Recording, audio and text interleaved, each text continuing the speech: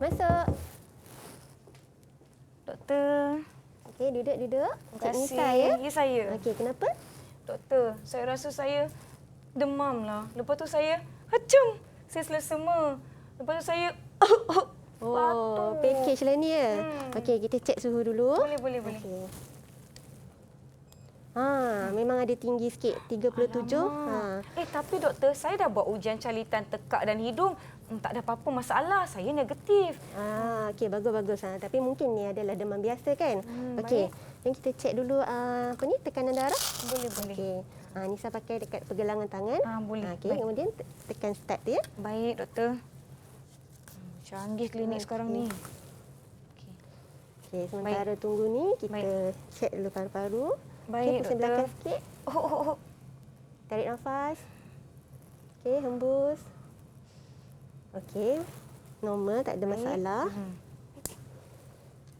Suhu tinggi sikit lah. Mungkin ni demam biasa. Sakit tekak pun ada kan? Sakit tekak. Macam mana tu nak cek? Nak cek. Okey, berapa bacaan? Boleh. Sikit lagi. Okey, sikit lagi. Baik. Dia nak berhenti dah ni, doktor. Alamak, kenapa dia makin ketat? Dia biasa, dia memang akan ketat sikit. Okey, relax ya. Okey, baik. Macam dah sudah kata ni, doktor. Okey, masa tengok bacaan dia. Okey. So normal. Okey, so tekanan darah pun okey, normal. Okey, untuk sakit tekak tu ada rasa sakit nak menelan tak? Tak ada. Tak ada. Cumanya batuk-batuk sikitlah, doktor. Batuk-batuk lah. So mungkin sakit tekak tu disebabkan batuk lah tu. Ya. Okey, jadi tak apa. Untuk hari ni saya akan bagi ubat demam. Okey, lepas tu semburan untuk tekak. Baik. Okey, ubat sesama dan juga ubat batuk. Baik. Okey, nanti Nisa ambil dekat dekat kaunter farmasi kat luar. Acung. Okey, tapi make sure lah kalau masih berlarutan selepas 3 hari nanti datang balik Baik, doktor. Terima kasih. Terima kasih, doktor. Okey, sama. Saya ambil ubat kat farmasi ya. Okey. Baik. Kena minum air banyak tu ya. Baik, doktor. Acung.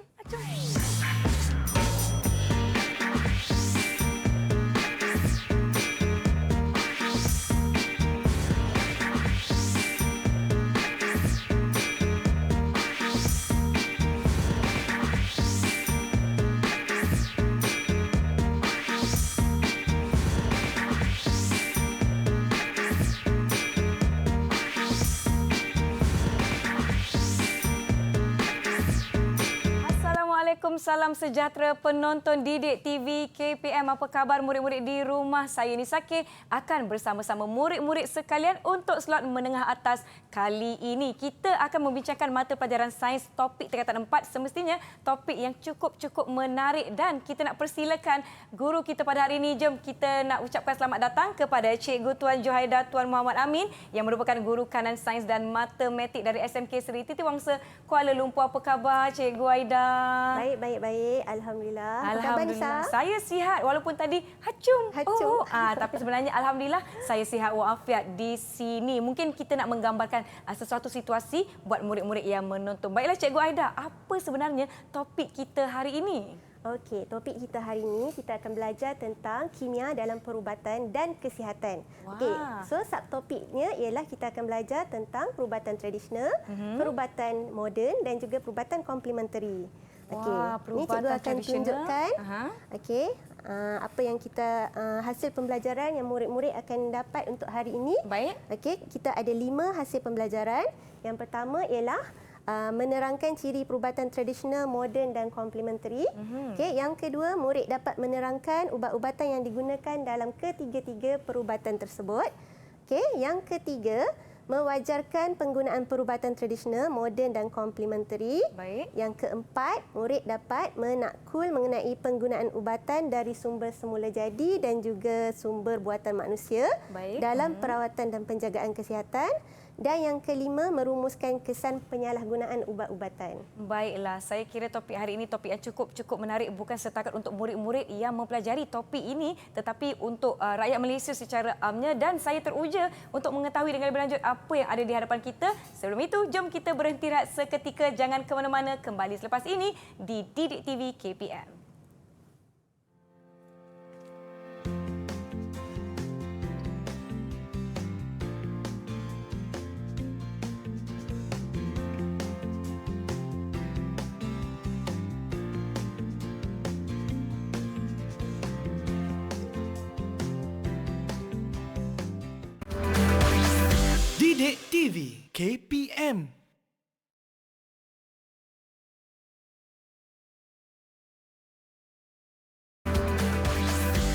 Didik TV KPM.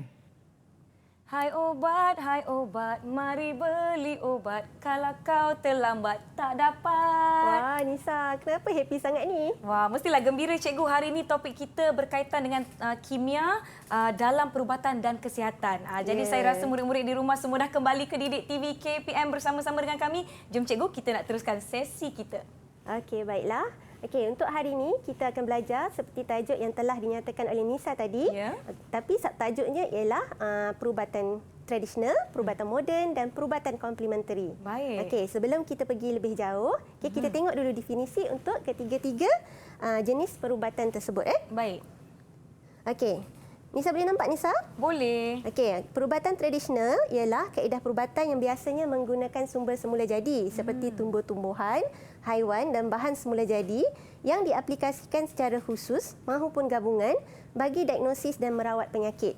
Okey, manakala definisi perubatan moden pula ialah merujuk kepada campuran seni merawat dengan pelbagai bidang ilmu sains yang mempunyai hubungan langsung dengan sains kesihatan dan bioperubatan, melibatkan bidang-bidang seperti perubatan klinikal, penyelidikan perubatan serta pembedahan dalam mengubati penyakit dan merawat kecederaan. Baik. Okey, perubatan komplementari pula secara praktis merujuk kepada kepelbagaian kaedah dalam penjagaan kesihatan yang berasal daripada pelbagai bentuk budaya serta zaman berzaman. Wah, baik. Okey. Macam-macam kan, Nisa, kan? Betul. Okey. Biasanya Nisa, sebelum kita pergi lebih jauh tu, Boleh. Okey, kalau Nisa demam, kalau pergi klinik tu biasanya doktor akan bagi ubat apa tu? Kalau di klinik atau kalau saya ke farmasi kan cikgu, saya akan dapat paracetamol.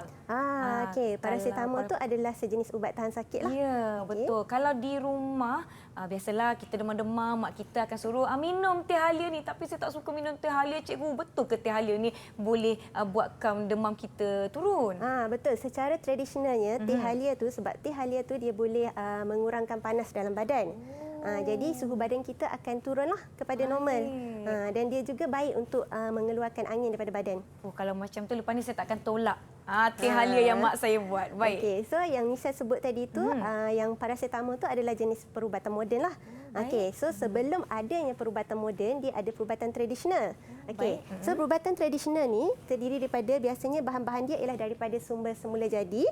Okey, contohnya daripada tumbuhan macam aloe vera, halia, kunyit. Kat depan tu pun cikgu ada bawa tu kan? Ya. Nisa boleh nampak ke? Boleh. Okey. Contohnya yang ini kalau lidah buaya kan gelnya sudah diekstrak daripada tumbuhan. Betul tak cikgu? Betul. Yang tu telah dikomersialkan lah. Produk Baik. tradisional yang telah dikomersialkan secara meluas. Baik. Okey.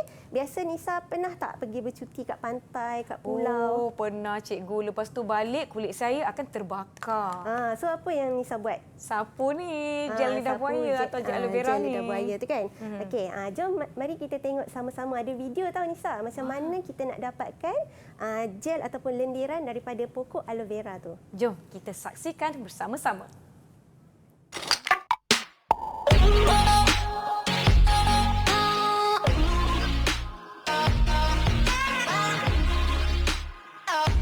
Hai semua, Assalamualaikum dan salam sejahtera. Bersama Cikgu Tuan Johaida.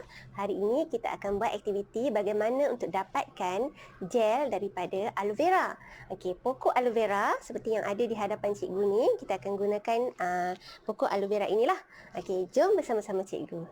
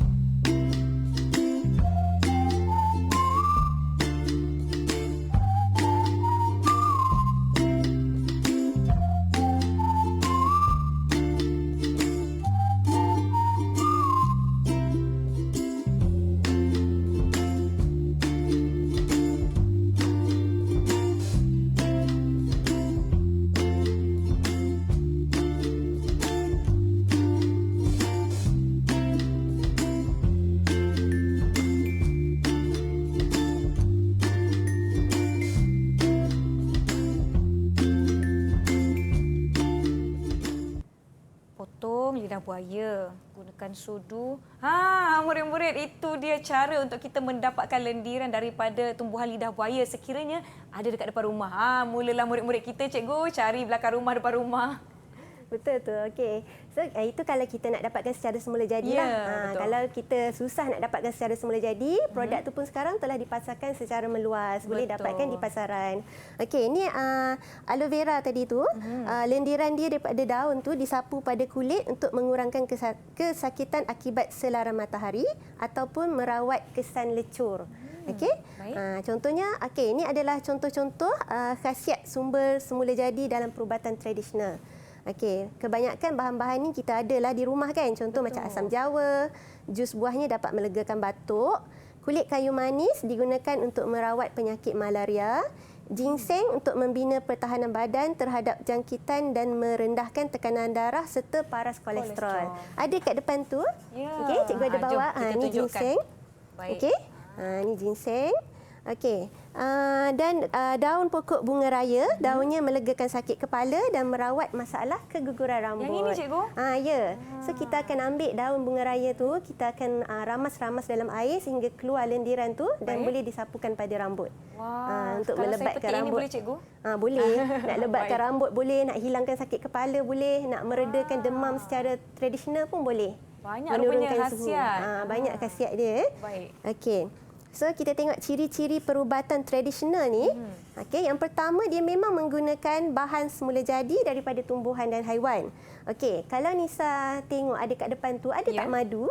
Madu di dalam botol. Ada kan? So madu ni daripada haiwan ke tumbuhan? Daripada haiwan, lebah. Betul ke, cikgu? Betul, daripada lebah Okey, so sebelah tu ada minyak gamat. Baik. Okey, minyak gamat tu pun dihasilkan daripada haiwan juga. Dari Haiwan dalam laut. Haiwan laut yang digelar juga timun laut. Ya. Okey. So keberkesanan rawatannya lebih perlahan, okey, yang ubat-ubat tradisional ni dan memakan masa. Biasanya dia diwarisi dan diamalkan secara turun-temurun. Baik. Pembuktian keberkesanan secara pengalaman lah. Okay, pengalaman daripada orang zaman dahulu dan diperturunkan kepada generasi-generasi baru. Okay, dia tak ada ujian klinikal lah untuk perubatan tradisional. Baik. Dan yang terakhir ialah kos rawatan dia rendah. Sebab dia melibatkan bahan-bahan semula jadi yang ada di sekeliling kita, di rumah kita. Betul, yang mudah didapati. Yang mudah dan didapati. Jika dibeli sekalipun harganya masih lagi berpatutan. Contohnya macam kulit kayu manis kan masih lagi berpatutan untuk didapati dari pasar-pasar atau kedai-kedai runcit. Betul tak, cikgu? Betul. Okey, kalau kat sana tu ada satu bahan yang cikgu bawa tu, sarang burung walit. Wah. Pernah tak Nisa? Saya tahu sarang burung tapi saya tak pernah tengok di dalam bentuk yang kering sebegini. Biasa yang dah diproses di dalam botol siap diminum. Siap diminum. Okey, yang ni yang maksudnya yang mentah lah. Yang maksudnya kita kena okey, dia mengeras. Dia diperbuat daripada air liur burung walit. Okey, kemudian dia akan mengeras dan bila kita nak masak tu kita kena rendam dia dalam air lah. Okey, selama lebih kurang 4 jam okey, baru lama. Okey, dan biasanya dia dimakan bersama dengan gula batu. Okey. Okey, dan ada satu lagi ni serbuk Brahmi. Okey, serbuk Brahmi dikatakan berkhasiat untuk menguatkan daya ingatan. Baik. Mungkin saya akan pergi ke internet dan mencari informasi bagaimana nak menggunakan bahan-bahan ini di rumah. Betul tu. Okey, Nisa tahu tak kita orang dewasa pun perlu makan ubat cacing? Cikgu, bukan budak-budak je ke yang makan ubat cacing? Sebab saya ingat masa saya kecil-kecil dulu saya kena makan ubat cacing. Maklumlah suka main kotor dekat luar rumah. Betul tu kan, ramai yang salah anggap. Okay, mereka ingat hanya kanak-kanak je makan ubat cacing. Rupanya kita kena makan ubat cacing tu daripada kanak-kanak, remaja dan juga dewasa. Okey, sebaik-baiknya setiap 6 bulan sekali. Setiap 6 bulan sekali. Sebabnya mungkin ada makanan yang kita makan tu tidak betul-betul masak ataupun tercemar kan dengan telur cacing dan sebagainya. Sebab cacing ni dia adalah parasit. Dia berada di dalam badan kita. Dan dia hisap darah dan juga menyerap nutrien daripada badan kita. Ya, jadi kita perlu makan ubat cacing untuk menyingkirkan parasit ini dari tubuh badan kita. Sekarang senanglah, ubat cacing memang ada dijual di farmasi. Ya, betul. Kalau zaman dahulu, petua-petua orang tua zaman dahulu, mereka menggunakan biji betik. Biji betik. Biji betik tu akan ditumbuk hingga lumat menggunakan lesung, dicampur dengan air suam. Okey, dan diminum. Amalan tu akan diamalkan setiap hari selama seminggu. Tu untuk merawat masalah cacing dalam perut. Baiklah. Banyak kan petua-petua kan? Saya baru tahu rupanya orang dewasa kena makan ubat cacing, cikgu. Kena beli Okey, lah ni. betul tu. So kena belilah tu. Ubat cacing pun banyak jenis. Dia ada yang jenis pil, tablet ataupun dia ada yang jenis minum lah. Kan, jenis sirap kan? Okey, baik. Okey. So sekarang ni kan kat depan Nisa tu ada lemon. Oh ya, betul cikgu. Okey. So apa kata kita buat jus lemon madu? Wah, jus lemon madu boleh Ni cikgu? ada madu. Saya perlukan madu di dalam balang itu. Terima kasih. Bahan-bahan dia pun senang saja. Baik. Sebiji lemon, air segelas air suam dan Saya satu ada air suam sudu. di dalam termos cikgu. Ya, satu sudu madu je. Baik, jom. Okey. Kita nak sama-sama lakukan. Ini adalah satu resepi. Nanti Cikgu Aida akan kongsikan kebaikannya. Baik, saya tarik kat sini dulu boleh cikgu? Boleh. Okey, tak apa. Cik Orin, kita akan Cik alihkan Orin. Cik Orin kita terlebih dahulu. Baiklah. Okey. Tadi lemon yang telah dipotong, saya dah ada yang perah dah dulu dipotong. lemon tu. Baik. Okey, biasanya satu gelas kita guna satu biji lemon lah. Satu biji, baik. Madu tu terpulang lah, tapi biasanya satu sudu kecil pun sudah memadai. Satu sudu kecil sudah memadai. Baik. Okey. Sekejap ya. Alamak, susah Lemon pula nak tu, buat tu. lemon memang banyak khasiat dia. Memang baik untuk batuk dan juga selsema sebab dia Baik. tinggi kandungan vitamin C dan juga antioksidan. Okey, jom kita nak Madu buat pun memang sama-sama. bagus untuk batuk dan juga sakit tekak. Okey, saya akan perah di dalam cawan ini, cikgu. Okey. Ya. Boleh ni. Saya kuat cikgu, jangan risau. Saya Boleh. perah Tisu ni. pun ada kat sini kalau Nisa perlukan tisu. Baik cikgu, terima kasih. Perah lagi. Kalau di rumah mungkin di dapur ada alat perahan kan ada yang alat lebih kan. mudah dan Okey. kita boleh maksimumkan perahan buah lemon. Saya suka nak ambil isi lemon ni sikit. Okey. Okey. Okey, sebelah lagi. Sebelah lagi. Perah je cikgu ya semua. Perah je. Sebiji untuk satu Satu cawan. gelas, Satu gelas. Baik. Nanti kita tambah je air suam tu. Kita tak boleh guna air yang tinggi sangat suhu dia. Baik. Okey, sebab kalau kita guna air panas yang suhu dia tinggi, kandungan vitamin C dalam lemon tu dia akan berkurang. Dia akan merosakkan kandungan vitamin C tu. Okey, saya rasa saya dah. So biasa kita guna air Perah. suam Okey, kita akan campur dengan air suam ni cikgu. Ya. Air suam yang saya dah sediakan di dalam termos. Patutlah cikgu suruh bawa bahan-bahan ni. Ingatkan kita nak kan? masuk kelas memasak. Rupanya nak belajar tentang perubatan tradisional. Okey. Ini bagus ni untuk batuk, selsema, sakit tekak kan. Okey, cawan. petua benda yang bahan-bahan yang sentiasa ada di rumah kita. Okey. Kalau di rumah nanti murid-murid boleh tapis biji-biji buah lemon. Okey, saya kacau sikit. Kemudian madu ya cikgu? Madu satu sudu Satu sudu kecil saja, baik. Sudu okey. Satu Okey. sudu. Ada satu sahaja. hirisan lemon tu nanti Nisa boleh masukkan juga dalam gelas. Okey, baik cikgu. Kita kacau. Macam sedap je ni cikgu. Okey, kalau kat rumah kulit lemon tu pun kita boleh masukkan sekali.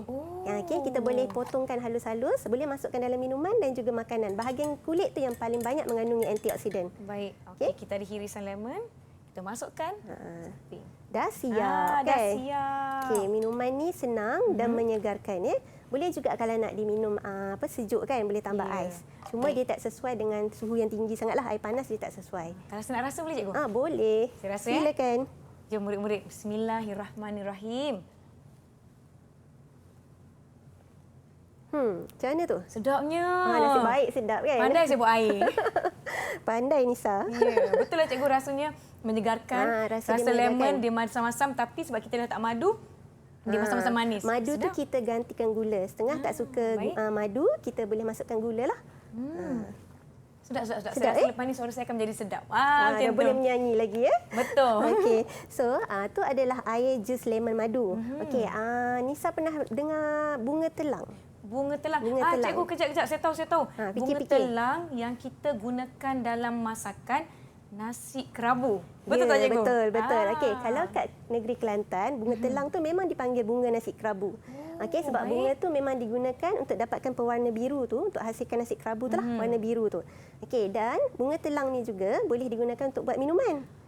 Okey, dia ada khasiat-khasiat dia juga untuk bunga telang ni. Salah satu khasiat dia yang dipercayai ialah boleh mengawal kitar head. Untuk macam wanita yang kitar head dia tidak normal. Bagusnya. Jadi kalau dia minum air bunga telang tu, kitar head tu boleh jadi normal semula. Wow. Okey, jom nak tengok tak? Ada video penyediaan Ada jus. video? Jom kita Jom sama-sama kita tengok tonton sama-sama. video penyediaan minuman bunga telang. Hai semua, Assalamualaikum dan selamat sejahtera. Bersama Cikgu Tuan Johaida binti Tuan Muhammad Amin. Okey, hari ini kita akan buat air bunga telang. Kenapa dinamakan air bunga telang? Sebab kita menggunakan bunga telang sebagai bahan utama dalam pembuatan air ini. Okey, jom kita tengok bahan-bahannya ya. Okey, kita akan gunakan air panas. Okey, kita akan gunakan bunga telang. Okey. Okey, dan kita akan gunakan lemon dan sedikit gula. Jom kita buat sama-sama.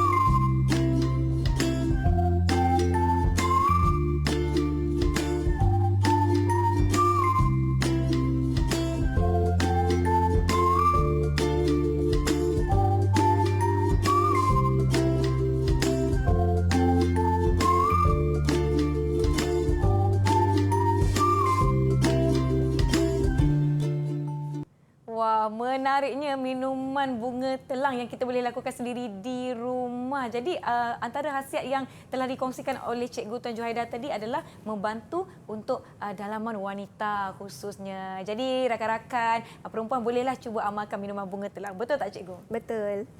Okey. So, satu lagi yang popular di negara kita ialah perubatan tradisional ialah gamat. Contoh gamat betul? Kan? Okey, biasa kat rumah kita ada gamat. Ada tak produk gamat? Mesti gamat ada. Kalau saya pergi Pulau Langkawi, saya rasa berpuluh-puluh botol mak saya beli. Betul. Pulau Langkawi memang pengeluar terbesarlah untuk produk-produk gamat. Okey, gamat ni bukan terhad kepada minyak sahaja. Okey, dia ada juga dalam bentuk gel dan juga minuman. Okey, gamat ni dipercayai baik untuk merawat luka. Jadi yang minuman tu biasanya popular di kalangan wanita yang selepas bersalin. Dalam pantang dia akan minumlah jus gamat tu untuk memulihkan luka dalaman. So negara kita ada banyaklah produk-produk tradisional kan? Betul. So tu adalah gamat lah. Betul. Dan kalau mudah didapati. Dan mudah didapati.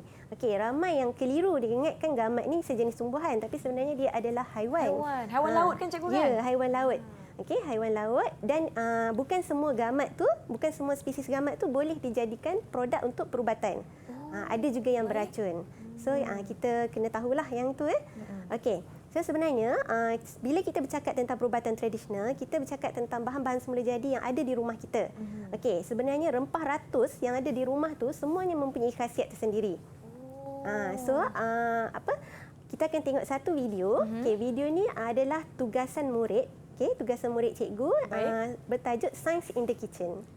Science in the kitchen, sains di dalam dapur. Sains di dapur anda. Baik, jom sama-sama kita saksikan. Assalamualaikum. Menu masakan Sains di Kitchen kita pada hari ini ialah ayam masak merah, bab 10 kimia dalam perubatan dan kesihatan. Saya, Nur Amira Elisa binti Ahmad Skri, bersama rakan saya Nur Sedatul Irma binti Ahmad Nazrin. Guru Bimbingan Puan-Tuan Juhaida binti Tuan Muhammad Amin. Bahan-bahan untuk dikisar dan khasiatnya. Yang pertama, bawang merah. Ianya dikenali sebagai superfood, membantu sistem pahdaman dan anti penuaan. Bahan yang kedua iaitu bawang putih, juga dikenali sebagai superfood, mengurangkan kolesterol, mencegah risiko sakit jantung dan mencegah kanser. Bahan yang ketiga iaitu halia, membantu penghadaman. Seterusnya ialah kunyit hidup, dapat mengawal tekanan darah. Akhir sekali ialah serai. Serai menambahkan aroma pada masakan, bertindak sebagai pengimbang kolesterol dalam badan. Kemudian, kisarkan bahan-bahan tadi sehingga halus.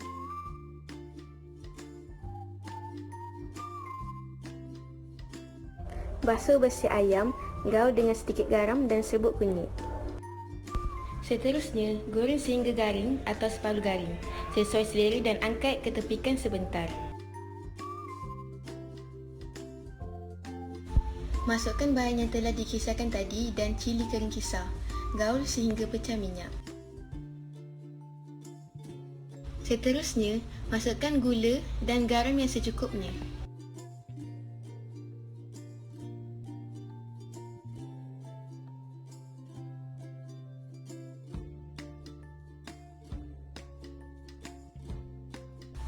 Dan tambahkan sedikit sos cili ke dalam sambal itu. Masukkan ayam yang dah siap digoreng tadi.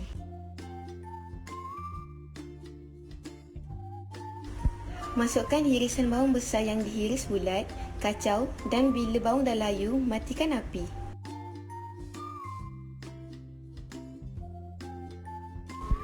Okey, ayam masak merah kita is done. Sedia untuk dihidang. Thank you for watching. Bye. Terima kasih di atas resepinya dan juga perkongsian tentang bahan-bahan yang ada di dapur kita serta khasiat-khasiatnya. Bertepatan dengan topik kita hari ini, kimia dalam perubatan dan kesihatan. Tadi kita membincangkan tentang perubatan tradisional. Betul cikgu? Betul. Okey, sekarang ni kita akan tengok pula perubatan moden. Okey, so Nisa boleh nampak dekat skrin Baik. Okey, ada jenis-jenis ubat moden. Okey, terdapat 3 jenis ubat moden yang biasa digunakan iaitu analgesik, antibiotik dan juga psikoterapeutik. Okey, analgesik ni adalah ubat tahan sakit. Okey, contoh-contoh analgesik yang biasa kita guna ialah paracetamol, aspirin dan kodein. Kodena ni biasanya digunakan dalam ubat batuk. Okey, aspirin tu pula dia tidak sesuai untuk pesakit gastrik. So biasanya pilihan yang biasa adalah paracetamol lah. Okey, kalau Nisa tengok ada di Ya, betul. Di cardboard tu Contoh, ada 2 jenis analgesik yang bentuk pil dan yang bentuk gel kan? Ya, betul. Dan Yang ada ini juga bentuk pil. analgesik yang jenis semburan. Okey, yang jenis semburan. Baik. Okey, dan ubat antibiotik. Okey, ubat antibiotik memang perlu dihabiskan. Okey, mengikut masa yang disarankan oleh doktor dan mengikut dos yang diperlukanlah. Okey, contoh antibiotik ialah penicillin dan juga streptomycin. Okey, antibiotik adalah ubat terkawal. Okey, ubat terkawal dan biasanya dia digunakan untuk membunuh dan menghalang pertumbuhan bakteria. Okey, ubat psikoterapeutik pula bagi merawat pesakit yang psikiatrik. Contoh-contoh ubat ialah haloperidol, tranquilizer dan juga barbiturat. Okey, ubat psikoterapeutik juga adalah ubat terkawal dan hanya boleh didapati ataupun diperolehi bila melalui preskripsi doktor sahaja. Baik. Okey. Ini adalah ciri-ciri perubatan moden. Okey, kosnya lebih mahal, kos rawatannya lebih mahal berbanding perubatan tradisional. Rawatan menggunakan ubat-ubatan sintetik, ubatan buatan manusia, menggunakan kaedah moden seperti pembedahan, rawatan laser dan radioterapi. Rawatannya adalah lebih berkesan dan lebih cepat serta pembuktian keberkesanan secara klinikal. Wah, baiklah, kita telah membincangkan tentang perubatan tradisional dan sedikit ciri-ciri perubatan moden juga serta jenis-jenis ubat. Ada 3 tadi. Kita ada apa tadi cikgu? Analgesik, Analgesik, antibiotik dan psikoterapeutik. Baik saya ingat. Jadi jom kita nak bergerak seketika. Murid-murid di rumah jangan ke mana-mana. Kembali di Didik TV KPM.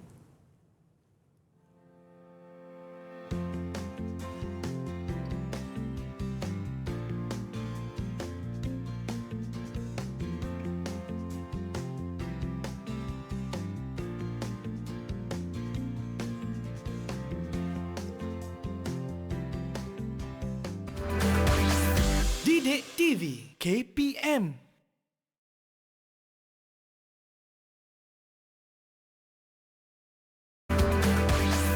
Didik TV KPM. Kembali menonton slot menengah atas di Didik TV KPM. Mata pelajaran sains topik kita hari ini, kimia dalam perubatan dan kesihatan.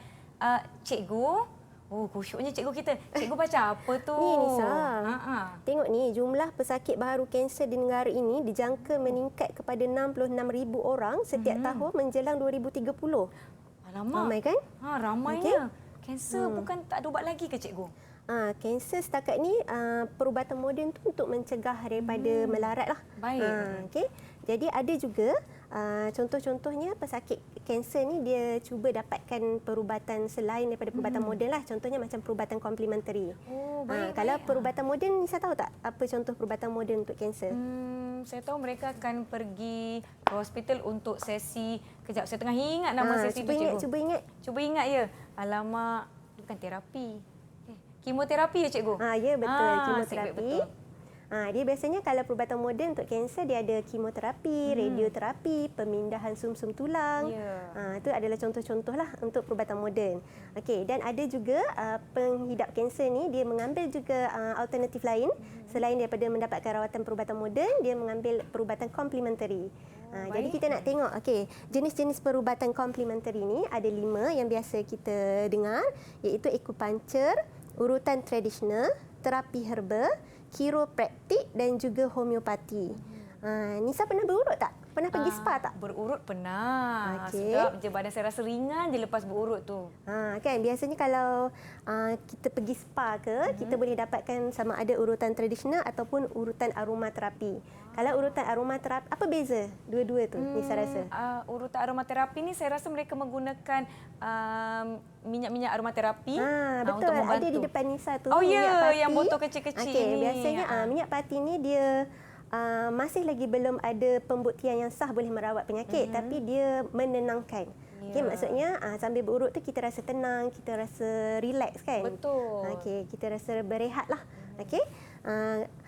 Kalau akupuncture pula menggunakan jarum-jarum steril, akan cucuk ke titik-titik akupuncture pada badan kita lah. Baik. Terapi herba. Terapi herba ada satu contoh dalam bekas 4 segi tu. Yang ni penutup coklat. Yang ini? Ini adalah bahan-bahan yang dibuat daripada rempah ratus untuk terapi penyakit resdung. Biasanya hidu. Dia menggunakan rempah ratus lah. Tidak menggunakan bahan kimia yang berbahaya. Kiropraktik pula ialah diamalkan oleh ahli kiropraktor yang bertauliah. Dia akan menggunakan tangan. Baik, cikgu, saya selalu mendengarkan kaedah kiropraktik kerananya ia menjadi tular di sosial media. Tekan belakang kita krak. Macam tu, risau pula saya. Tapi bagaimana sebenarnya kaedah rawatan kiropraktik ni, cikgu? Kiropraktik ni dia memang boleh diamalkan hanya oleh kiropraktor yang bertauliah sahaja, yang mempunyai lesen dan ada pendidikan dalam bidang tersebutlah. Dia akan menggunakan tangannya untuk membetulkan kedudukan tulang. Dan juga merawat penyakit-penyakit berkaitan dengan otot dan juga kecederaan sukan. Dekat rumah cikgu pun ada juga pusat kiropraktik ni. Sekarang ni macam semakin banyaklah pembukaan pusat-pusat kiropraktik ni. Kalau dahulu kita jarang-jarang dengar kan? Betul, cikgu. Homeopati pula melibatkan penggunaan bahan-bahan biasa juga, bahan-bahan daripada sumber semula jadi yang kurang ataupun rendah bahan kimia. Ini adalah contoh-contoh jenis perubatan komplementari. Ciri-ciri perubatan komplementari tidak melibatkan pembedahan dan jahitan terhadap tubuh badan. Macam kita tahu perubatan moden dia memang melibatkan pembedahan dan melibatkan jahitan. Tidak menggunakan ubat-ubat terapeutik, ubat dadah dan juga bahan sintetik kimia. Ubat-ubat moden adalah bahan sintetik kimia. Mengambil kira pandangan pengamal perubatan moden dan tradisional. Maksudnya perubatan komplementari ini dia berada di antara perubatan tradisional dan perubatan moden.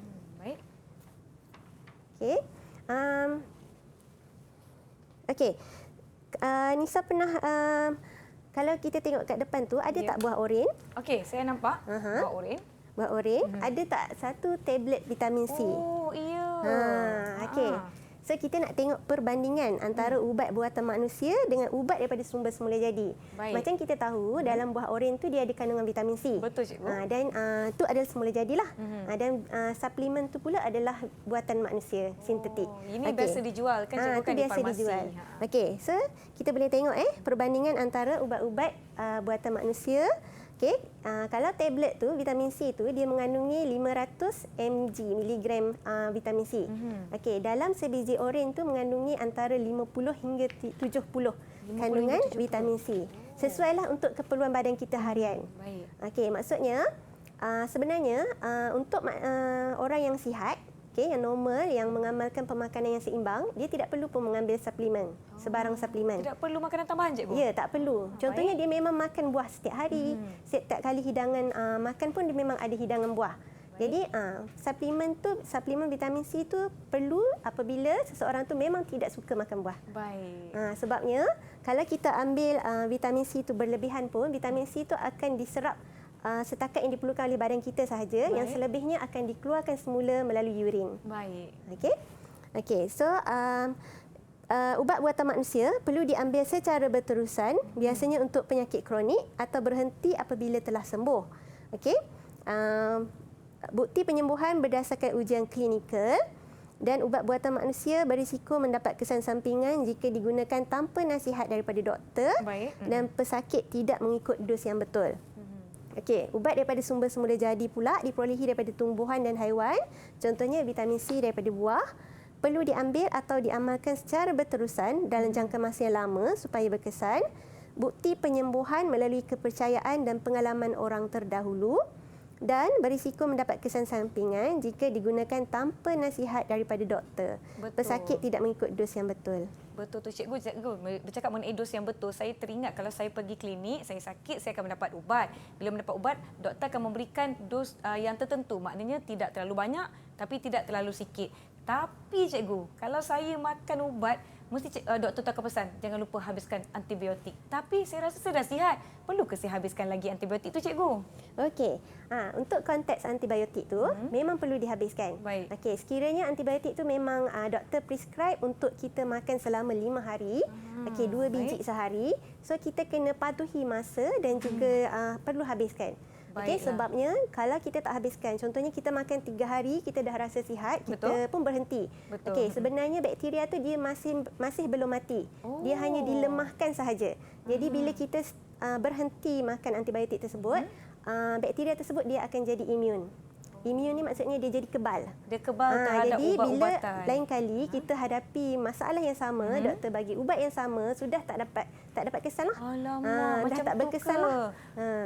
Rasa bersalah pula tak habiskan antibiotik saya, cikgu. Tapi ubat-ubatan ni boleh jadi digunakan dengan tujuan yang tidak betul. Apakah kesan-kesan kalau kita salah guna ubat-ubatan ni, cikgu?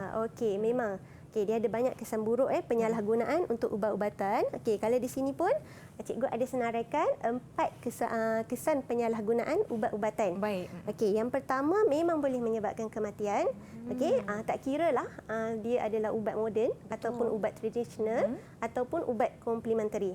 Okey, sekiranya disalahguna, semuanya boleh memudaratkan. Okey. Menyebabkan ubat itu, yang kedua, menyebabkan ubat itu kurang berkesan untuk melawan penyakit. Ini dalam kes yang kita ambil tadilah, macam antibiotik tadi. Okey, jadi bila kita tidak habiskan dos antibiotik tersebut, dos antibiotik tersebut tidak berkesan lagi untuk kita pada masa lain. Jadi doktor terpaksa prescribe ubat yang lebih tinggi dos dia, dan ubat lainlah untuk melawan penyakit yang sama. Okey, yang ketiga menyebabkan kesan sampingan yang teruk. Contohnya ubatan-ubatan yang tidak ada pengesahan klinikal.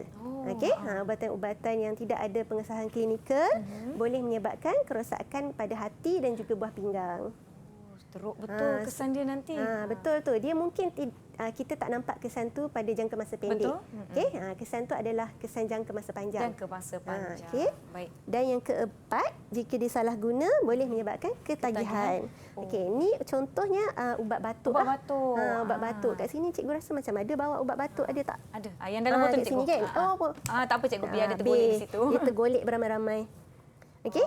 Ubat batuk ni biasanya dia ada Kodena. Okey, Kodena ni sekiranya disalahguna ataupun diambil secara berlebihan, memang boleh menyebabkan ketagihan. Okey, contohlah cikgu, di hadapan kita ni ada pelbagai barang-barang yang cikgu Tuan Johaida dah bawakan untuk murid-murid. Di tangan saya ni, ini adalah, saya rasa ini makanan tambahan yang mana contohlah black seed oil ataupun minyak biji hitam ni telah dikapsulkan untuk penggunaan ataupun pengambilan yang lebih mudah. Betul tak cikgu? Betul.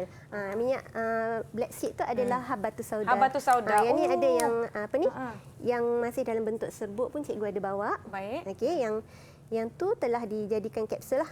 Tapi macam mana kita nak makan dalam bentuk serbuk cikgu? Okey. Yang ni biasanya dicampurkan dalam masakan pun boleh. Okey, ataupun ada juga habatus sauda ni dia dicampurkan dengan kopi. Dengan kopi. Dalam minuman. Ada pelbagai kegunaan. Contoh di bawah ni, apa lagi kita ada cikgu? Okey, kita ada gel gamat. Okey, gel gamat. Okey, ini adalah semburan sakit tekak. Semburan sakit tekak? Biasanya kalau sakit tekak tu, Nisa makan ubat yang macam mana? Saya suka makan ubat yang macam berbentuk tablet yang kita kemam sahaja. Sebab saya tak suka nak telan ubat cecair. Okey, ni jenis semburan.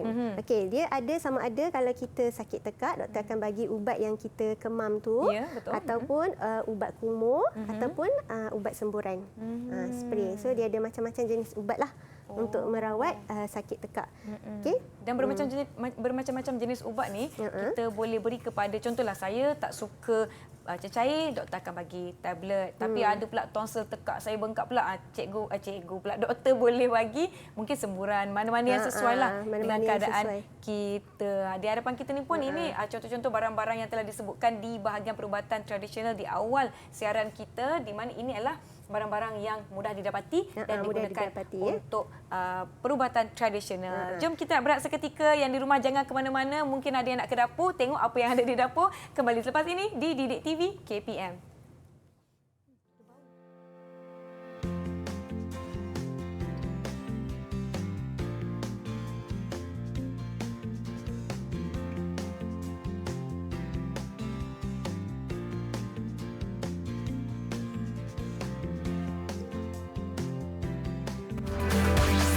Didik TV KPM.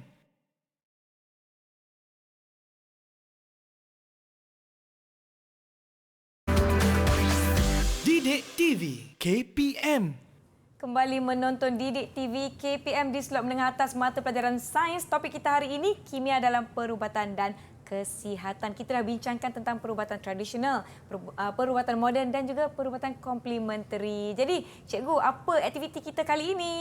Okey, jeng. Kita nak jawab soalan. Bukan cikgu tapi Nisa saya. yang jawab. Okey, baik. Okey, dalam tempurung tu ada beberapa soalan, Nisa boleh cabut 2. Okey, saya pilih satu dulu. Okey. Jom kita lihat apakah soalan Baca yang Nisa telah dapat. Kita tengok Nisa boleh jawab ke tak ni.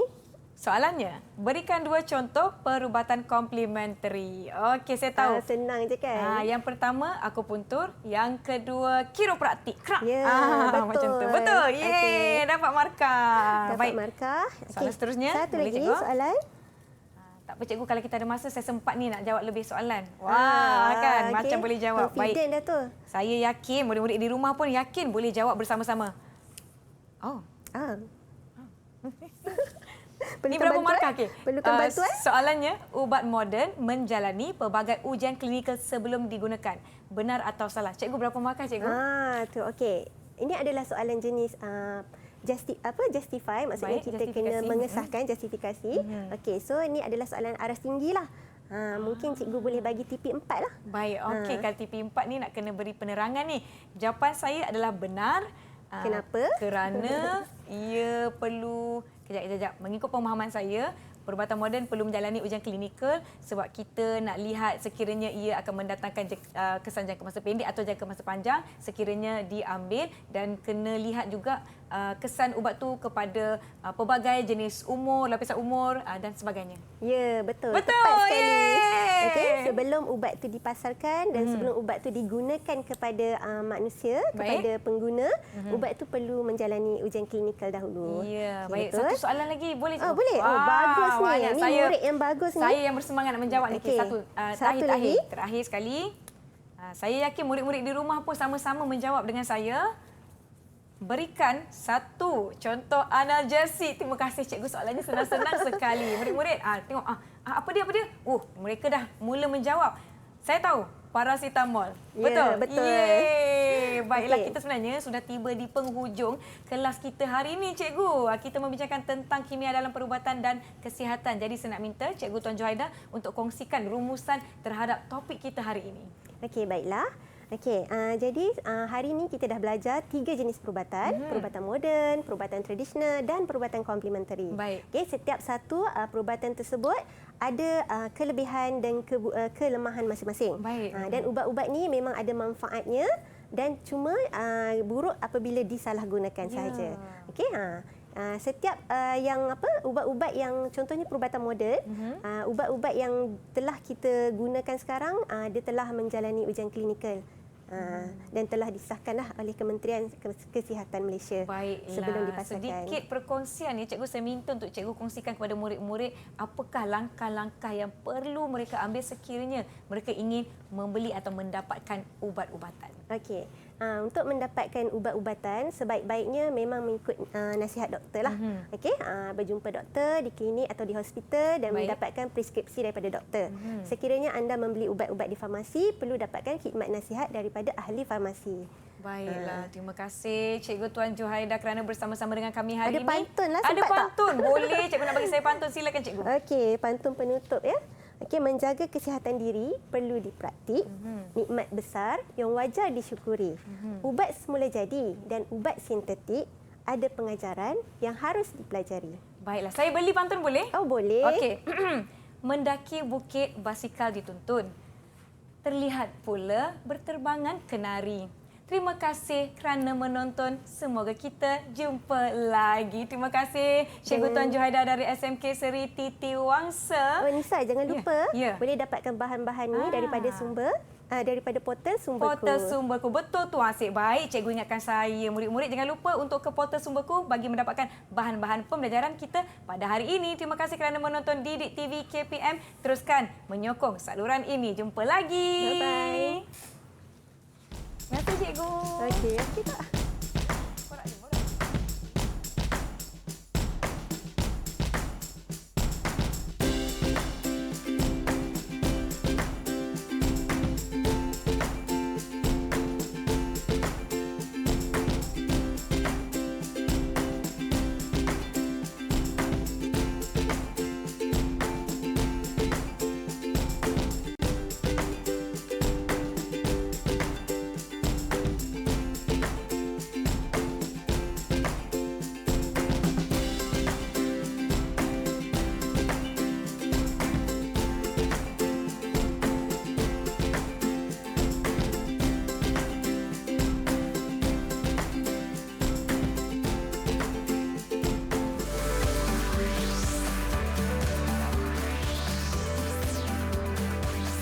Didik TV KPM